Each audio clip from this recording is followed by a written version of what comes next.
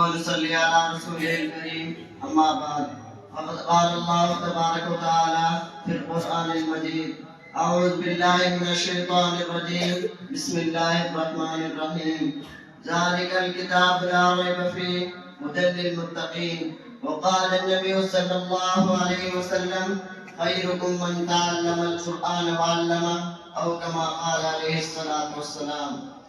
الہی رونق اسلام کے سامان پیدا کر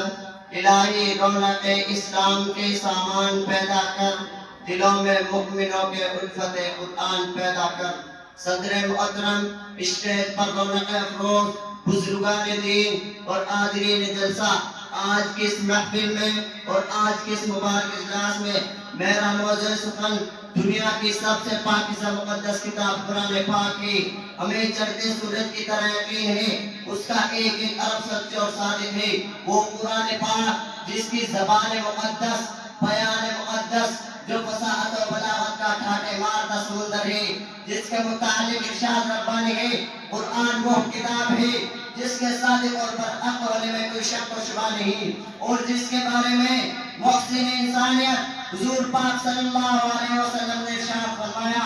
تم میں سب سے بہتر شخص وہی جو قرآن کو سیکھے اور سکھائے دعا کیجئے کہ خداوند قدوس ہم سب کو قرآن پاک کی دولت سے مالا مال فرمائے آمین نوجوانوں دوستو قرآن رب ذوالجلال کی طرف سے عطا کردہ وسیع تحفہ ہے کہ جس نے 23 برس کی قلیل مدت میں پورے عالم میں وہ انقلاب برپا کر دیا کہ بڑے سے بڑے فصحاء علماء ادباء اور شعراء حیران و شزد رہ گئے جس کی آیتوں کو سن کر پتھر دل موم ہو گئے دوستو یہی وہ قرآن ہے جو رہتی دنیا تک کے انسانوں کے لیے طرح ہدایت و رحمت ہے یہی وہ قرآن ہے جس نے رسول کی رسالت کا اعزاز بخشا یہی وہ قرآن ہے جس نے پسماندہ قلوب کو تازگی بخشی ہاں یہی وہ قرآن ہے جس کی برکت سے جنات و شیاطین کا آسمانوں پر جانا بند ہوا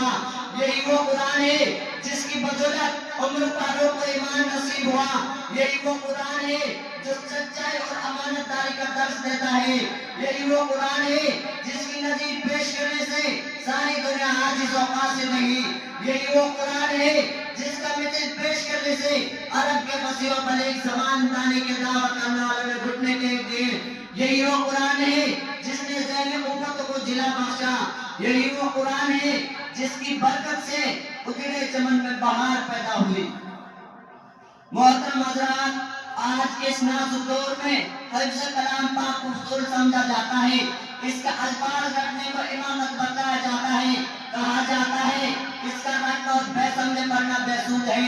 افسوس سدا افسوس اس قرآن پاک کے بارے میں ہمارے خیال ہے جس کے بارے میں شہنشاہ بقا جناب محمد رسول اللہ صلی اللہ علیہ وسلم نے ارشاد فرمایا اقرأ ورتقِ ورتل كما كنت ترتل في الدنيا فإن منزلك عند آخر آية تقرأها قیامت کے دن حافظ قرآن سے کہا جائے گا قرآن پڑھتا جا اور جنت کے درجوں پر چڑھتا جا اور ٹھہر ٹھہر کے پڑھ جیسا کہ تو دنیا میں ٹھہر ٹھہر کے پڑھا کرتا تھا بس تیرا مقام اور ٹھکانہ وہی ہے جہاں آخر آیت پر پہنچے یاد رکھو یہ قرآن دنیا کی سب سے بڑی نعمت ہے یہ زمین و آسمان چاند و سورج ستارے کوئی اس نعمت کا مقابلہ نہیں کر سکتی یہ قرآن کریم رب کائنات کا مقدس اور عظیم کلام ہے کیوں نہ ہو جب اس کو اتارنے والا بھی امین جس کے ذریعے اتارا گیا وہ بھی امین جس ذات پر اتارا گیا وہ بھی امین جس مقام پر نازل ہو وہ بھی امین جس مہینے میں نازل ہو تمام مہینوں سے افضل اور جس رات میں نازل ہو ہزاروں مہینوں سے بہتر اللہ کا مقدس اور پاکیزہ کلام تمام کلاموں سے افضل اور برتر ہے حدیث میں آتا ہے فضل کلام اللہ علی سائر کلام کا فضل اللہ علی خلقہ اللہ کے کلام کو سب کلاموں پر ایسی فضیلت ہے کہ جیسا خود تعالی شان کو تمام مخلوق پر اللہ کا دلارا اور خدا کا پیارا نبی ارشاد فرماتا ہے جس نے قرآن پاک پڑھا اور اس پر عمل کیا اس کے والدین کو کل قیامت کے دن سورج سے بھی روشن تاج پہنایا جائے گا اور کہنے کا مقام ہے جب والدین کو اس کی قدر انعام سے نوازا جائے گا تو خود پڑھنے والے کا مقام مرتبہ تک کے عالم ہوگا حضرات قیامت کا میدان ہوگا 10 ایسے آدمی جن کے لیے جہنم واجب ہو چکی ہوگی حافظ قرآن اپنے رب کی بارگاہ میں سفارش کرے گا، پروردگار عالم اس کی سفارش کو قبول کرے گا اور ان حافظ قرآن کی برکت سے اس کی نجات عطا ہوگی۔